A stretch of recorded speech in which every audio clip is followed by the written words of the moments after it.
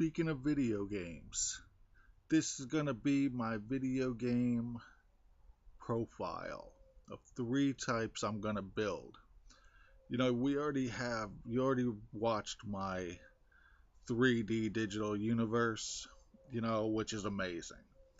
But although you will be able to play it on that, this is for the television screen generally, because I haven't made that yet, the energy problem. But, so, number one, you have the picture warfare. And that means everybody's seen a picture before, right? So you take a picture and you see all the little things in it.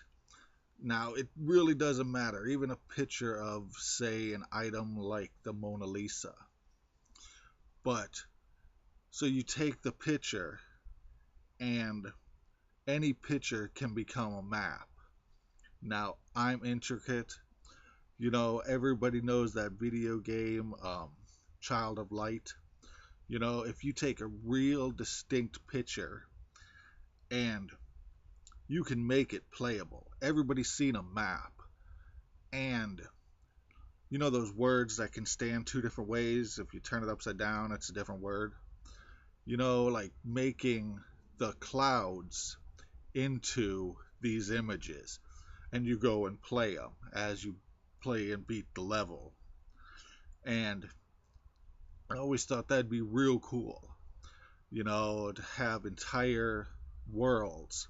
A picture's worth 1,000 words, and why not make them playable? To where by the time you're done, you have truly seen that picture, and by its history, its life, its whatever angle you really intend on taking with it, and I mean, let's take it to a realism level, some kind of a civil war fight. In this area over here, it's all cannon fire. Over here, even though it's just two guys fighting, over in the top corner, it's a boat thing going on. And as you're going into it, you're not involved with this other stuff. You're involved with the cannons. And then you're on the way to the boats. These are all, and it's the full war for the full thing, and that's just really cool to me. Because you're trying to solve the page. The second two, I just talked about quickly in my video that I have to actually cut stuff out. Okay, but the second type is a movie, right? Where you use video game things to make a movie. Like the characters, one way is non-playable, and it's just movie skits, skits after skits after skits that play a movie, and that's really cool.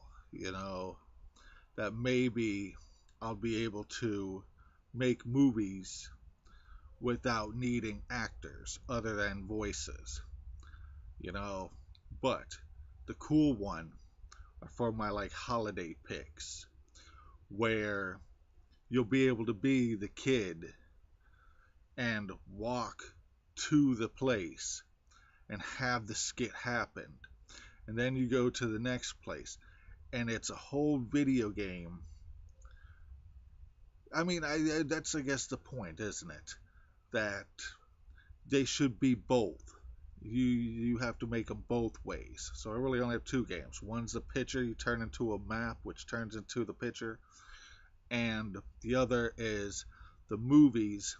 You can either walk in between the skits, or there's skits of walking in between the skits. Which isn't hard, because all you have to do is me play it the first time, walk it, encompass that into a loop, and put it in when you choose to watch the movie instead of playing it.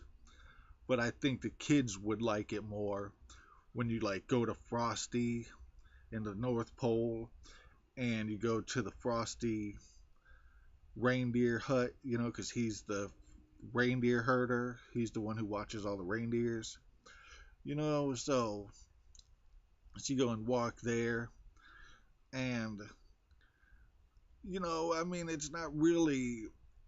I mean, yeah, you have it playable, and it's just whether or not you want it to be. So you don't want to clean up the reindeer poop? Well, watch the movie. I did it the first time. You can watch me do it. You know, this way the game will have all the secrets played out. There'll be no hiding the stuff for the buyer. You'll be able to enjoy it, the full thing. And in the game, when you're playing it, you have save zones. You can save it at any point and come back to it. Or in the movie zone, you can stop it at any point and save it and come back and start at that point, like a bookmark. You know, yeah, that's two games. I mean, the third one's the regular, simple video game stuff. But, those two I think are really unappreciated, and that's what I'd like to do if I could get anybody to buy my stuff. So, right on. Thanks.